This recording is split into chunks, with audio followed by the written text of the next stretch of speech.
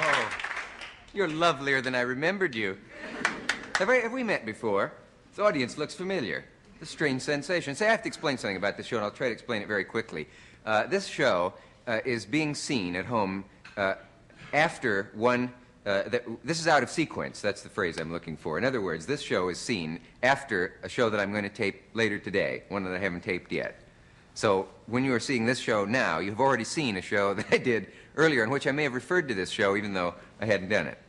So Woody Allen was nice enough to interrupt a vacation that he hasn't taken yet in order to be here. So I just wanted to clear that up. Does everyone have that? Because you'll be quizzed on this later.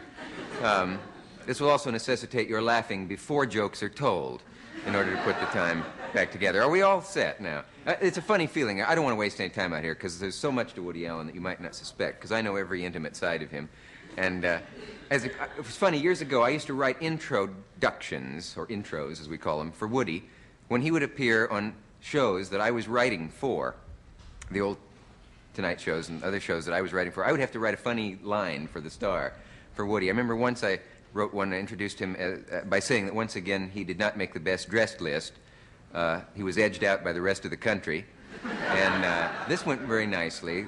He also, one line was that he spent a fortune trying to quell the rumors that he was the illegitimate son of Groucho and Alice B. Toklas, which was mildly popular. And the one, my favorite, I guess, was that he's the only man I know whose sister was named in a paternity suit. But this doesn't make any sense, you see. It's a weird sort of thing. And in spite of these wretched jokes, he still speaks to me, and will after this message. So stay with us and we'll be right back. What? When do we see the show you're showing tonight? The question is, when do we see the show that we're doing now, right now? I thought I explained that. My next guest, to put it frankly and simply, is a writer, a director, a very skillful amateur musician, a philosopher, a comedian, a friend, a folk hero, a college dropout, and a prominent and successful one. Will you welcome, please, Mr. Woody Allen.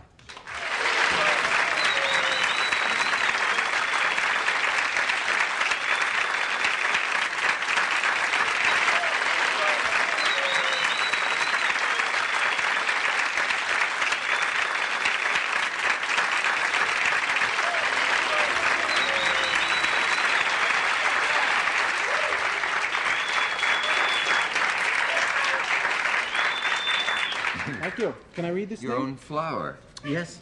I got a Yes. plastic flower, one, which I'm allergic to. Dear Woody, you tried to get away from us, but we finally are seeing you again. Remember the flowers on the premiere show? Well, here they come again. Hope is just there's something about a pregnancy?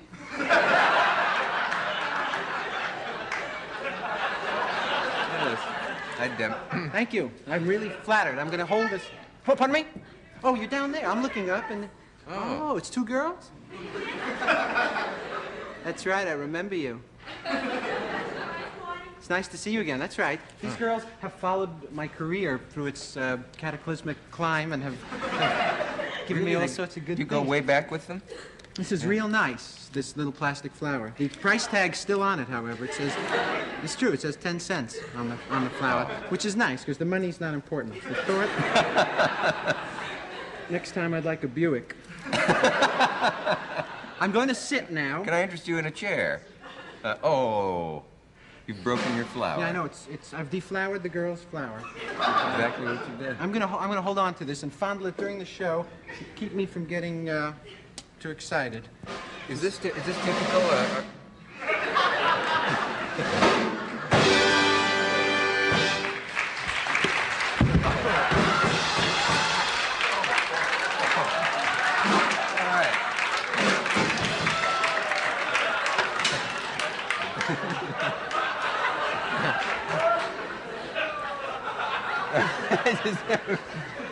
I have a bruise that's going to show up through the next two telethons I'm on.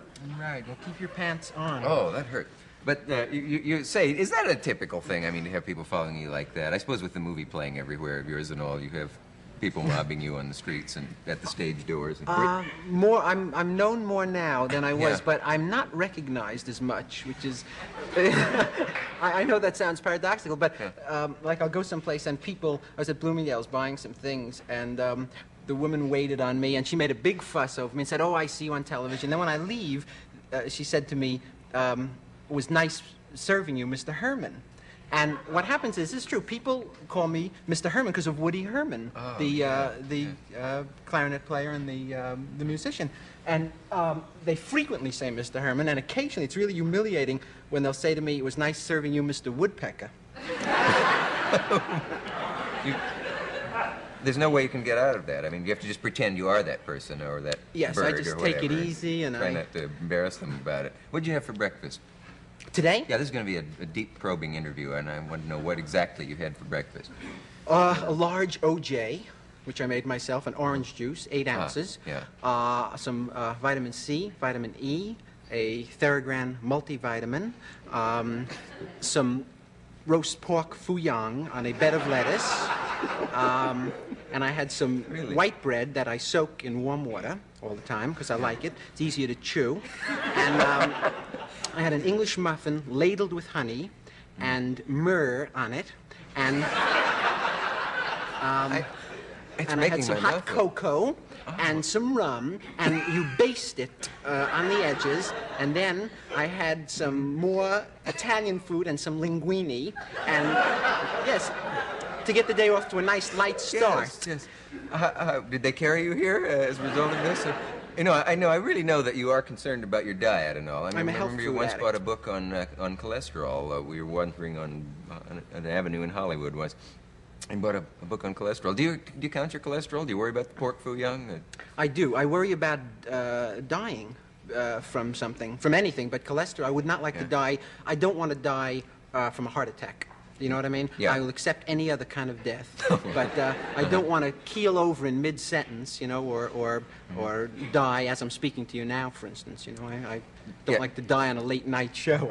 I You know, want it's to die always in a- prime time if I can.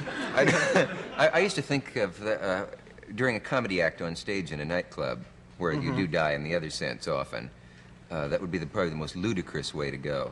To keel over face forward with your head hitting the footlights. Uh-huh. Yeah, I don't want that to happen. I don't want a heart attack, and so I try and eat without cholesterol if I possibly can. I eat unsaturated fats and glucose and lactose and, you know, stuff like that. And I remain slim and thin. Do you rather find if somebody wonderful. has a cold around you, it drives you nuts? You avoid them and Yes, I think Yeah. they're weak if they have a cold around me.